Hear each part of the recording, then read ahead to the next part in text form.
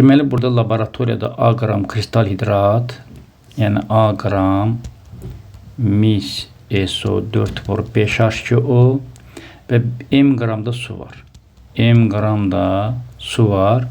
Elektroliz eləyib. Bunların cəmi 400 qramdır. A plus M bərabərdir 400 qram. İndi reaksiyanın tənliyini yazacaq. Mis SO4 üstə gəlinsin su. Mis üstə gəl O2, üstə gəl H2, SO4. Dərhal suyun qabağına 2 yazıram. Hidrogen oldu 4 dənə, bura 2 yazıram. SO4 oldu 2 dənə, bura 2 yazıram. Mis oldu 2, bura 2 yazıram. Yəni bu 58-ci sualın izahıdır. İndi burada yazıb ki, elektroliz zamanı anodda ayrılan maddənin formulu və ilkin məldə mis 2 sülfatın kütlə payını hesablayın.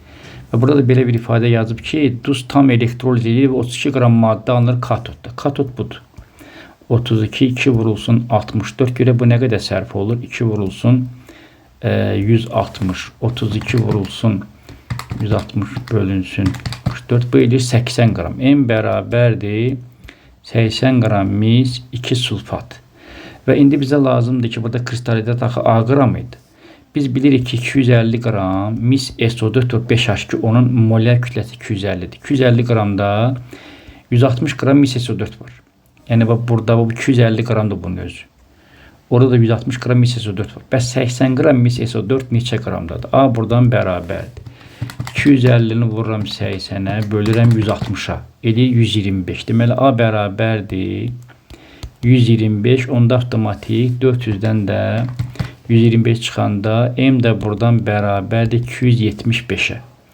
İndi biz bunu müəyyən elədik. İndi burada artıq mis SO4 80 qramdır. İlkin məhulda 400'dür. 80 də 400'ün 80 bölünsün 400 vurulsun 120 faizini təşkil edir. Yəni burada 59'da elektroliz zamanı anodda ayrılan qaz oksigendir. Yəni birincinin cavabı odur. İlkin məhulda mis SO4'ün kütlə payı dedim ki 20 faizdir. Bunu da gördünüz. Sonra başlanğıc məhul hazırlamaq üçün lazım olan suyun kütləsi. Su M'dir 275'dir. Su burada M idi də, düzdürmü? M, hə. Kristal hidrat da demək bizdə A idi. O da deməli 125 olacaqdır.